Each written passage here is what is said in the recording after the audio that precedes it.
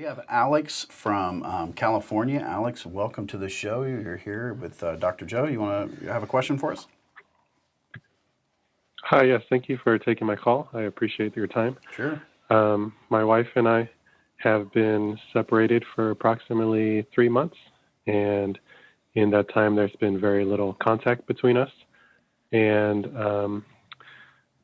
in that time, I've certainly been taking the time for myself to work on myself, use all of your resources and any other resource that I can find. And I still find myself battling the notion that the more time that we are not in contact or not speaking, that's just giving her more time to build up walls and pull herself away. And it's just really hard for me to deal with that anxiety. And I guess you just talked about a little bit earlier in the show about having hope and that long-term vision, but I was wondering if you had any other advice to deal with that. So may I ask a question just to clarify? Is it the fact then that she doesn't want to talk to you, that she doesn't want to communicate with you at all? Is that what you're saying? Yeah, I've asked a few times if she'd like to talk, and she says there's really nothing to talk about. Okay. And, I haven't been pushing, just telling her that if she ever feels available to talk, I'm ready, or I'm willing to. I can understand.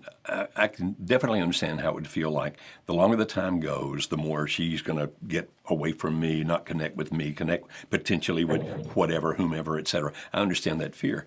But if she's already telling you she doesn't want to talk to you right now, how much do you accomplish if you try to make her talk to you if she doesn't want to? So I can understand the fear of, wow, we're not really communicating, therefore what's going on out there? Is it actually going to help at all or make it any better if you're trying to force contact? Do you think it would be? No, and I understand that. I really have not been pushing. I've been telling her, I totally understand. That's fine if you don't want to talk. Right. Fine by me, and have a great day. I've just been friendly in any type of small contact that we've ever had. Good. And so is it mostly what you're calling us about is that fear? Is that what you're saying? Yeah, it's mostly how do I contend with that anxiety, that lingering fear that things will never get better, or and coupling that with the reality that things may end up in a divorce. I understand that that's a very real possibility. Yeah. But how do I not let that overwhelm me and keep me from continuing the things that I need to do on myself? Okay. What would you say to that, my friend? I got a question for you, Alex, and please don't be offended by this, but buddy, do you have a life? Yeah, I've been really working on that. Recently, I've been spending a lot of time with my friends. I have a small mini vacation already planned for next weekend. Good. Been going to see my nieces often on the weekends. Been picked up reading for fun that I haven't done in a long time. I've been exercising and down to a weight that I haven't thought I would ever reach in a long time. Congratulations. So I'm really doing it. Thank you. And I actually thinking about picking up an extra side job. So I'm really doing my best to keep myself busy. All right, perfect. That's the first question I always ask, because I'm astonished, or literally, Joe, how many times our clients, they go, yeah, I'm working on my pies. And you say, well, what are you doing? Well, I joined a gym and I joined a church. And that's about it, right? Everybody gets it. Yeah. When you really find out in the long haul, in an extended time, two of the most important part of the pies are intellectual and emotional. Mm-hmm. In regards to yourself, how much am I obsessing or thinking about this relationship? And am I in circumstances where I feel good about myself? Mm-hmm. You're not going to get that in a strained relationship. So if all your energies go in there, you're going to tap out, so to speak. So I want to encourage you to continue to work on your pies, get really good at that, resist obsessing on the relationship, and you could talk to your coach about that. And I want to give you just a little advice, little free advice here in regards to when you do have an opportunity to speak to your life. The three of the scariest words you can use in the human language is, can we talk? The only thing I can think of that counters that is, this is the IRS. And because people instinctively, when it comes to that, they get freaked out. Well, what are we going to talk about? What are we going to do? What's it about? And especially if the relationship is strained, there's going to be an avoidance I mean, almost across the board. I don't have answers, and it may not be negative. It just might be they don't have any answers. And so, can we talk? Oh, crud. What are we going to talk about? Oh, it's going to be this. No one looks forward to it. I'm just going to be honest for a second, okay? Not that I've been lying before. Yeah, now. I was just thinking. Yeah, are you you trying to know. make some kind of confession? I may need it in front of God and everybody right now. But watch, Shannon and I have an amazing relationship. And if Shannon texts me or calls me and says, when you get home later, can we talk? I'm like, Same here, buddy. what's going on? What's wrong? Exactly. And I think that's part of the human disposition. You know, we never go, ooh, we won the lotto.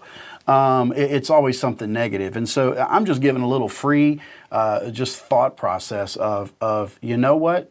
What are you going to talk about? And that's rhetorical. I'm not looking for an answer. How about the next time you're together, it's just a friendly interaction. The next time you have an opportunity there, you let her talk because she's not in a place to talk about it. And even if you were great, it might be a little challenging in general. And this makes you a safe place and it changes her. John Gottman talks about something called the uninfluenced state. And basically what that means is, I'm simplifying it in a lot. So John, if you're listening, which I know you are, I'm not taking it out of context, but listen, basically it means when your spouse is away from you, they have an idea of what you are like or what it's going to be like. And so when she's away, if it's like, oh, when I talk to him, we're going to talk about the relationship, or he's going to ask me how we are, or he's going to look for me for answers I don't have, then that produces an avoidance, and it's just not even in the best relationships people want to do. Although it's necessary at some point, you just may not be in that place right now. So it sounds like you're doing some of the right things, my friend, but I suggest you listen to it. As a matter of fact, you can go back and listen to this again later. I would go back, if I'm suggesting you go back and listen to what Jim said again and think about, okay, first of all, I'm glad that you're doing those things that are keeping you busy doing good things. Good for you. And then that if you do have those interactions, that keep being that safe place and says, listening. So, yeah, I'm verifying everything Jim said. Hope you heard what he said. Do you think this can help you, my friend? Yeah, I think so. Good. I guess, I really am not pushing her to talk. Good. Any type of conversation we have is all exclusively over text, and it's just focused on business, bills, finances, things like that. Okay. So in those interactions, all I do is say, okay, I'll take care of it, or that sounds great. Have a great day. Have a great weekend.